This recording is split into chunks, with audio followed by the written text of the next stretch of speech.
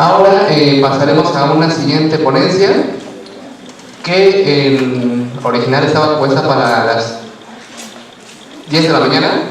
Lleva por título Sartre, muerte como continuación de mi vida sin mí.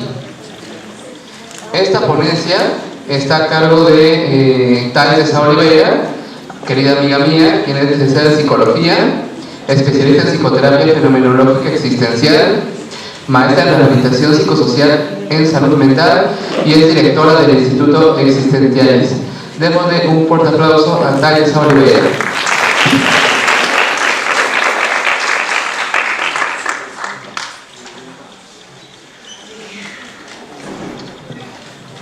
Buenos días. Quería excusarme por la tardanza. La Ciudad de México todavía me sorprende mucho. Sí. Bueno, quisiera, tengo mi presentación atrás, si pueden apagarla, si no, no vamos a poder ver porque está, yo suelo poner las cosas en negro, ¿no? Quería solo explicarles antes de empezar, también por el tiempo, he puesto en rosa, cuando más adelante vamos a ver, citaciones que corroboran la información que les voy a dar. No, es más como también, o sea, no tengo tiempo para estar leyéndolas, entonces ahí están para que las visiten. Bueno, mi tema de hoy sigue siendo mi tema de investigación de los últimos años, que es cómo la psicología existencial de Sartre, Jean-Paul Sartre, filósofo francés, ve el concepto de muerte, ¿no? Y entonces, para la finalidad de este encuentro, decidí resumir bastante mi trabajo, porque sí, es un artículo que voy a presentar en el Congreso Mundial el próximo año, entonces es bien extenso. Y antes de entrar en los puntos que creo que es principal para decir hoy, me gustaría poder hacer una diferencia entre dos modalidades de ser, según Sartre. Ahí está el apuntador. Gracias, ¿ves? Estamos tecnológicos, ¿no? Ya. Muy bien, entonces Sartre diferencia dos tipos de ser. Un sería el ser en sí, que es un ser fijo, ¿no? Que ya viene con una esencia establecida. Para esto usa el ejemplo de la silla, ¿no? Porque cuando un carpintero va a hacer una silla, lo que hace es piensa en una finalidad, ¿no? Que alguien se pueda sentar, y de ahí crea el objeto, ¿no? Este es el mundo que llamamos el mundo de las cosas, que son objetos de nuestra conciencia. Ya el para sí es bien distinto del sí, que sería, bueno, resumiendo a puntos bien conclusivos, sería la realidad humana, el ser humano, ¿no? El para sí, diferente del en sí, no viene construido, no tiene una esencia pensada. Cabe aquí acordarnos, y no voy a entrar tampoco mucho en esto, que Sartre era ateo, ¿no? Entonces, él decía que si no se concibe un Dios que puede determinar al humano, entonces no tenemos reglas establecidas, no tenemos definición a priori, ¿no? Solo nos vamos a definir posteriormente cómo va la vida. Pues. Muy bien, entonces la máxima más grande de este filósofo es que la existencia precede la esencia, en el para sí, ¿no? Como les explicaba, él en sí ya viene con una esencia constituida antes de existir, ya el ser humano no. Esto dio un giro enorme en todo lo que era la tradición filosófica y la tradición científica, incluso hasta hoy, ¿no? De poder pensar que somos personas que somos capaces de crear nuestros propios objetivos y crear nuestro propio sentido de vida. Entonces, lo que él dice es que nacemos en esencia y a partir de la relación con los demás y la relación con el mundo nos vamos creando, siempre buscando realizar nuestro proyecto original, que es algo a quien me proyecto en el futuro, ¿no? Y que me abra posibilidades. Y a partir de esta vida que voy viviendo entre una cosa y otra, ¿no? Entre elecciones y entre hechos de la vida, yo también me pongo al mundo como un para otro, y esto voy a entrar en un segundito, pero antes hablemos de la muerte. La muerte entonces para él Estos son los que digo que son las situaciones. Me salió rosita, pero bueno, era para estar rosita. Sí, había hecho la diferencia. Bueno, entonces la muerte para él sería el final de todas mis posibilidades. Mientras voy existiendo y voy haciendo mi existencia, tengo posibilidades que me va abriendo. Y distinto de Heidegger, que es otro pensador existencial, Heidegger decía que la muerte es la posibilidad final. Sartre dice que no, que es justo la aniquilación de todas mis posibilidades. A partir del momento que me encuentro con la muerte, que ya estoy, o sea, soy arrojado al mundo ya con una intencionalidad hacia la muerte, porque claro, el opuesto de vida es muerte, ¿no? Tengo esta prisa, tengo esta necesidad de tratar de concretizar mis objetivos antes de llegar a este punto final, ¿no? Entonces pongo que la muerte sería una negación de la libertad, porque a partir del momento que me muero ya no puedo elegir, ¿no? Perdona si queda un poco algunos conceptos perdidos que no hay tiempo para explicar qué es la libertad en Sartre en todos sus matices, ¿no? Pero Sartre, una frase que me encanta citar y creo que es muy significativa de su pensamiento, es que durante la ocupación nazi en Francia, Sartre proclama entonces que Francia nunca fue tan libre, ¿no? Y nosotros tendemos a pensar en libertad como poder hacer todo, y ya en el concepto de este filósofo es justo bajo las situaciones límites que me impone la vida, donde tengo que elegir ir por un camino u otro, ahí ejerzo mi libertad. Entonces la muerte sería este punto final, donde ya no puedo elegir, ¿no? A ver, ya, el punto que quería llegar, porque si no voy a extenderme muchísimo también en la parte de la libertad, es que esta libertad que en mí es un para sí, y que yo soy un para sí, frente al otro, que también es un para sí, se vuelve un poco sitiada, ¿no? A lo que voy es, yo nunca puedo controlar lo que el otro piensa de mí, ¿no? Puedo, mientras vivo, puedo elegir y puedo seguir mi vida y tratar de hacer con que la gente tenga la impresión que yo quiero que tenga de mí, pero la impresión que ellos tienen de mí se me escapa, ¿no? Solo que durante la vida yo todavía tengo la posibilidad de cambiar esto, ¿no? O de tratar o hacer elecciones distintas, o disponerme al mundo de una manera distinta.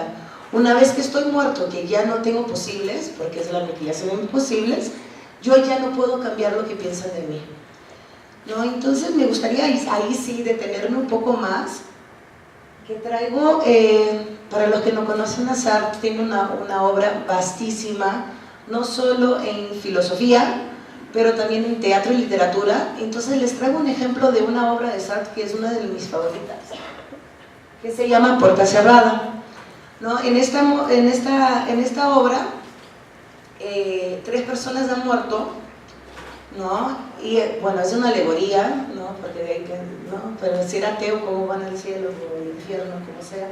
Pero es la alegoría, estas 3 personas están muertas, ¿no? Y se encuentran en una especie de limbo, ¿no? Que ni es el infierno ni es el cielo. Desde ahí ellos no tienen muchos objetos, son 3 canapés, son tres sillitas, y mirándose todo el tiempo. El local no tiene ventanas, la luz no se apaga, las pálpebras no pestañean, ¿no? Y entonces sale la frase tan célebre de esta obra que se dice que el infierno son los otros. A lo que se refiere Sartre es que en esta obra, cuando ellos están ahí discutiendo entre sí y uno juzgando al otro, pueden tener, bueno, yo le digo flashback, pero no es bien flashback porque no es el pasado. Ellos pueden ver lo que está pasando en la tierra con el recuerdo que quedó de ellos, ¿no? Entonces, me gustaría llegar a este punto justo por el título de mi ponencia, ¿no? Porque cuando decimos que la muerte es una continuación de mi vida sin mí, no quiere decir que mi vida sigue, ¿no? No quiere decir que sigo existiendo, o sea, he muerto, pero existo de alguna forma u otra en la representación que los demás hacen de mí, ¿no? Y pueden hacer de ella lo que quieran.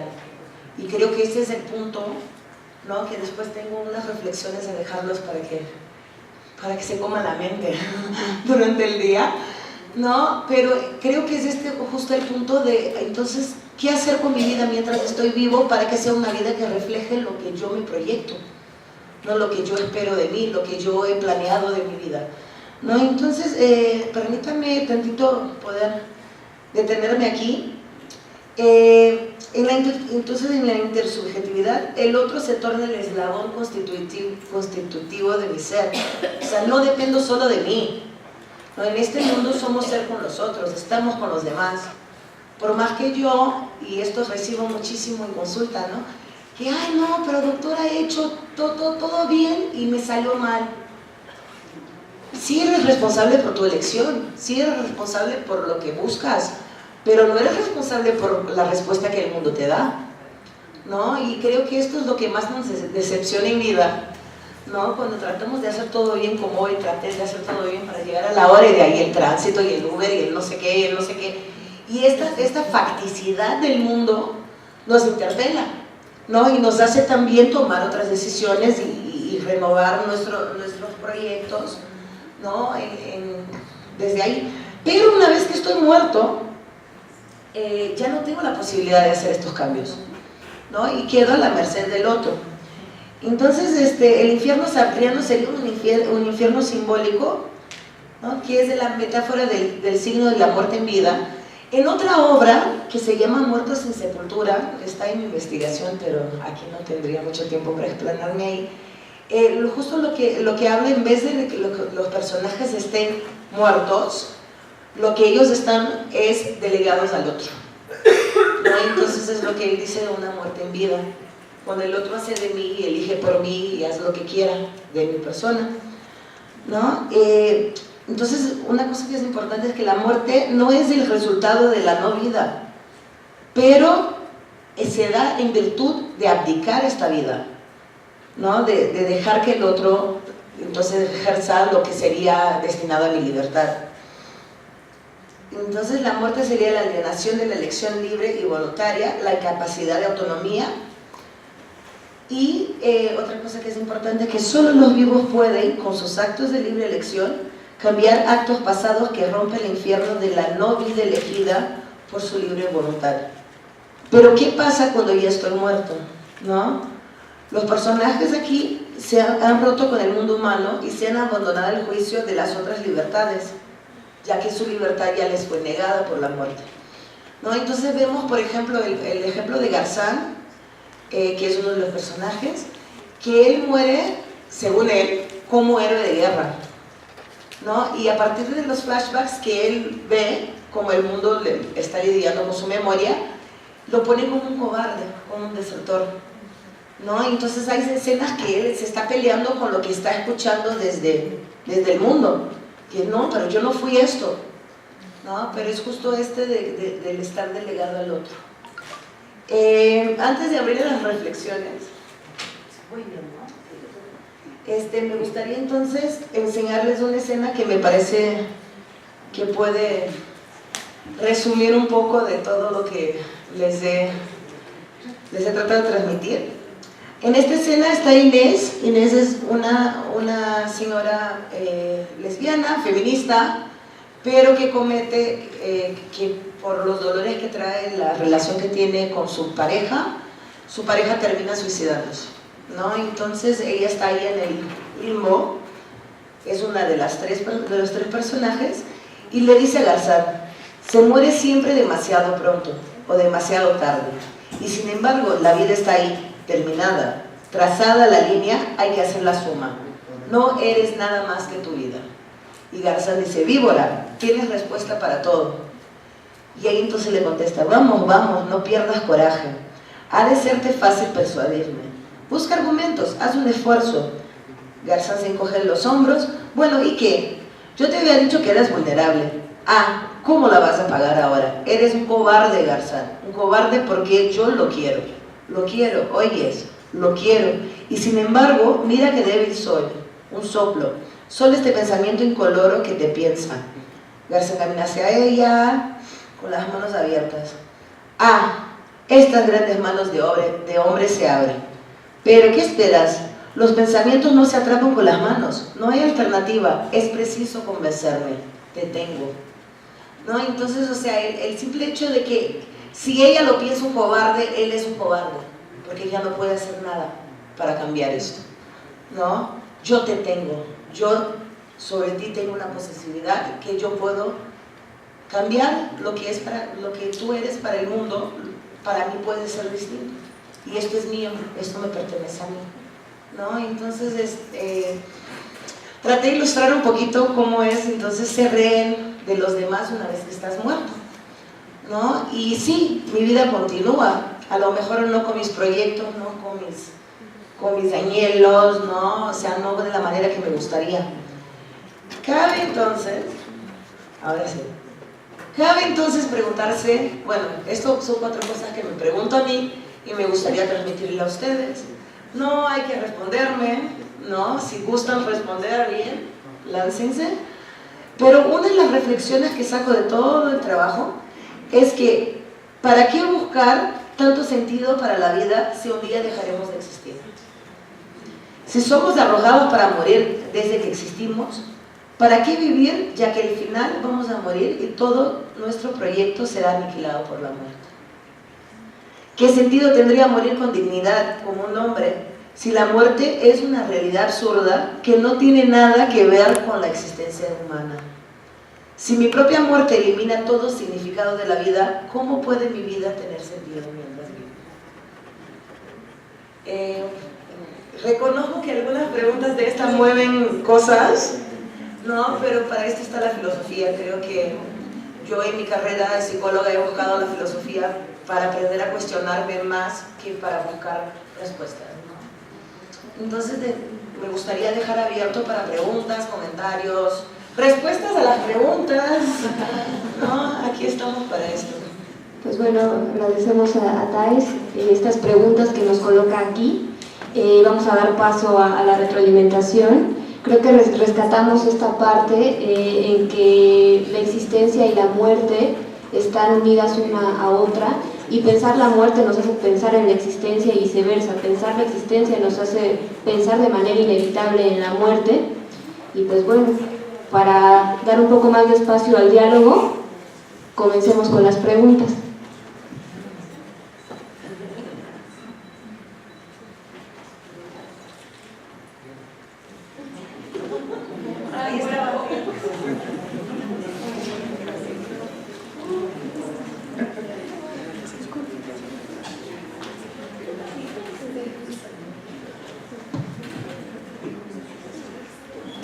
Buenos días. De antemano agradecerte esta visión que es también nueva para mí, no es como el enfoque bajo el cual leo todos los días, pero me surge una duda, no sé si no te entendí bien y quisiera como aclarar. No sé si a nivel terapéutico hay algo que dices, que cuando ya se está en posibilidad de elegir, cuando ya se está en libertad, se puede también, por así llamarlo, resignificar cuando en el pasado se estuvo alienado y no se tuvo elección. Es decir, si a nivel terapéutico llego a la posibilidad ya de elegir, o llego a estar en libertad, también puedo dar sentido a los momentos donde no pude elegir, donde estuve alienado. Esa es una. No, ya, entonces sigo con esto un segundito. La cosa es la siguiente, en Sartre es muy importante que siempre podemos elegir. O sea, no es cuando pude, no, yo siempre puedo. Pero también, justo por siempre poder, puedo elegir no elegir y así delegar al otro. No, yo creo que esos serían los momentos que tú mencionas como que no he podido elegir, ¿no? Y en este momento también soy responsable yo. Entonces en el manejo terapéutico hay que tener cuidado, ¿no? Pero sí dejarle claro al paciente que él tiene responsabilidad sobre lo que le está pasando. Incluso si alguien lo escogió por él, ¿no? Y con eso que me dices me da un tanto respuesta a la tercera pregunta donde dices del sentido. ¿Qué sentido tiene vivir o morir con dignidad cuando a fin de cuentas es absurdo, ¿no? Y yo creo que tiene que ver con, primero me recuerda un poco la visión de Galeano de la utopía, ¿no? Tenemos que seguir avanzando porque si no tenemos que dar un sentido, ¿no? a la existencia, así sea utópico el asunto. Y por otro lado, yo creo que al final de cuentas el simple hecho de existir, de estar arrojados a una libertad, de estar arrojados al mundo, no va ligado a una responsabilidad de existencia. Es decir, así sea absurdo, yo creo que la vivencia sí lleva una implicación moral, ¿no? Donde te deja una responsabilidad que se contextualiza a la sociedad en la que estás inmerso. Entonces, no sé si sea una probable respuesta o lleva una probable pregunta. La cosa es, hoy tuve que enfocar, es más, vi esta conferencia hace unos meses y era mucho más larga, ¿no? Y mi trabajo es aún más, pero tuve que enfocar en una de las funciones del ser para otro, ¿no? De cómo el otro me capta como un en sí, como un objeto. Pero una de las otras funciones es justo, y ahí juega la responsabilidad, es que al elegir algo para mí, yo pongo como ejemplo moral a la sociedad que otra persona pueda hacer la misma elección, ¿no? Entonces, por más que a lo mejor no es el sentido de responsabilidad que tenemos en el sentido común, pero es una responsabilidad ontológica. O sea, yo soy responsable para el mundo, por el mundo que va a ser mañana, ¿no? Y creo que esto también ayuda mucho en el mundo que estamos hoy en día, más que todo, de saber que tu marca es por más chiquita que sea, es una marca, es un ejemplo, es una proyección en el mundo, ¿no? Entonces, o sea, creo que ahí podríamos discutir la responsabilidad de una manera no solo única, no solo personal, pero universal. Y quizá a través de esa responsabilidad que genera esa proyección es donde se podría dar como la continuidad, ¿no? Es decir, no somos responsables, no elegimos cómo nos ven nosotros, ahí sí no tenemos manejo, pero yo creo que sí tiene que ver con la forma en que nos proyectamos con responsabilidad, que pudiera ser una trascendencia después de la muerte, ¿no? Hay un ejercicio que es muy interesante y les invito a hacerlo un día, es parar para acordarse la primera vez que te proyectaste adulto de niño, ¿no? O sea, ¿cuándo pensaste qué quiero ser cuando sea grande? ¿Cómo esperabas que fueras? ¿No? Y hacer este ejercicio de ver si en verdad te tornaste esto, o si en algún momento cambiaste de idea, o si te salió mal, ¿no? O si la facticidad del mundo te llevó a tomar otras decisiones después, ¿no? Yo creo que esto es un ejercicio que está interesante para todos, aunque sí lo hago con mis pacientes, ¿no? O sea, creo que es necesario también, cuando estamos en terapia, pensar estas cosas, ¿no? Porque de esto también surge mucho de la frustración que tenemos. Y es justo la cosa, yo todavía estoy en tiempo de cambiar esto, no mientras vivo. Una vez que muero, lo que queda es mi legado, ¿no? Muchas gracias. Gracias por tus preguntas.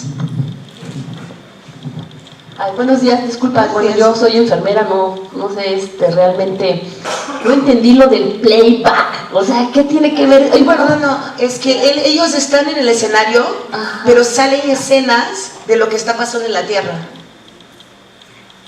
O sea, están muertos en un lugar... ¿Y no lo puedes traducir al español? Disculpa, o sea, ¿por qué meter palabras en inglés cuando estamos en español? Nada más, es que no lo entendí como que... Perdóname, pero son las herramientas con que yo hablo 4 idiomas y a veces se me sale cosas que... Oh, ya, ahora entiendo, sí. ¿No? Pero lo que quise decir es que es de una visión desde donde estoy aquí, que es pulcro, porque el lugar donde están ellos es blanco, luz todo el tiempo, y se les salen visiones, es una obra de teatro, ¿no? Okay. Entonces estas visiones les vienen de lo que está pasando en la Tierra mientras ellos están ahí encerrados. Ok, gracias. De nada. Hola, buen día, mucho gusto. Bueno. ¿Te puedo hacer una pregunta desde otro marco teórico? No he leído la obra de Sartre, entonces te voy a hacer una pregunta. Sé que no existen preguntas tontas, pero quizás lo sean. La postura sartreana respecto de la muerte no tiende a ser individualista, por un lado, y la otra, se contrapone respecto de la libertad de los antiguos, una libertad colectiva en el espacio público, y por último, que está todo asociado. Esta perspectiva sartreana podría articularse con esta sociedad individualista que pone hasta inclusive esta cuestión de secular y moderna, que pone el énfasis en el individuo, cuando en realidad la noción de individuo es una ficción capitalista? Voy a empezar contestando la última y de ahí a ver si engancho las otras. Yo creo que nada, o sea, esta visión existencial no empezó con Sartre, ¿no? Sartre fue el que puso el nombre del existencialismo, pero que esto empieza con Kierkegaard en 1700 y que si lo hubiéramos escuchado en 1700 quizás no hubiéramos llegado a una sociedad tan individualista al punto de que estamos hoy en día. Entonces sí creo que hay una relevancia muy grande, hay un grito de necesidad de escuchar esto un poco en esta sociedad que estamos, ¿no? Que sí tendemos al individualismo, al capitalismo, a lo que más me conviene, ¿no? Y de ahí quiero enganchar con la primera pregunta, si la libertad sería individualista. Sartre discute mucho esto, a veces me sale en portugués, no, para también excusarme, ¿no? Pero discute mucho esto en el sentido de que mi muerte y mi existencia no es solo mía, ¿no? De alguna manera va a afectar a un grupo de gente, ¿no? De alguna manera, o sea, yo llevo más de un año en un luto, ¿no? En un duelo, que bueno, yo creo que he resuelto un poquito mejor que muchos amigos míos. Un amigo nuestro se suicidó, ¿no? No dejó carta, no dejó nada, de un momento al otro, estaba lejos de nosotros y se suicidó, ¿no? Esto nos afectó, ¿no? Esto afectó a mis amigas que todavía lo recuerdan todo el tiempo, a mis amigas que tatuaron su nombre, ¿no? Entonces creo que también tenemos que tener conciencia de esta responsabilidad, ¿no? Y bueno, yo traje el tema del suicidio porque es algo que yo todavía sigo viviendo, ¿no? Con el caso de mi amigo. Pero dejo, por más que, o sea, ya no me suicidé, pero estuve con cáncer años y enferma y la familia gastó todos sus recursos y hice sufrir a mucha gente. Esto también envuelve a los demás, ¿no? Entonces no creo que sería tan individualista. Si agarramos, quizás pueda sonar un poco aquí así, porque si agarramos el ser y la nada, que es donde me baso, la mayoría es la obra principal de Sartre y es donde baso la mayoría de mi ponencia, sí, en este libro en particular, él piensa más el lado de la psicología, del uno, ¿no? De cómo funciona este uno en el mundo, aunque esté en el mundo, pero cómo funciona este uno. Ya un segundo Sartre, que es el Sartre dicho marxista, ¿no? De crítica de la razón dialéctica y tal, él ya va a pensar un poco más formación de grupos, ¿no? Cómo nos unimos, cómo nos separamos, cómo los objetivos nos acercan, ¿no? Entonces, agarrando, ¿no? De la primera obra, aún así que sea un libro individualista en un cierto punto porque está analizando la existencia, no una, también trae esto, porque yo no puedo vivir sin nadie. Incluso el ermitaño que vive en la montaña no vive solo, ¿no? O sea, él tiene alguna manera, tiene una relación con el mundo. La segunda pregunta fue la que se me escapó. ¿Sí? ¡Ah, bueno! Pero entonces ya no hay duda. Ay, muy bien. Muchas más preguntas. Ajá. No, me va muy bien. Mira, aquí tengo, bueno, no se puede ver ahora, pero se me puede bajar un poquito. Aquí tengo mi correo. Dale. Cualquier duda, comentario, buenísimo, gracias. Sí, seguimiento, de nada. Mucho gusto. Gracias, muchas gracias. Una ya, una manita ya.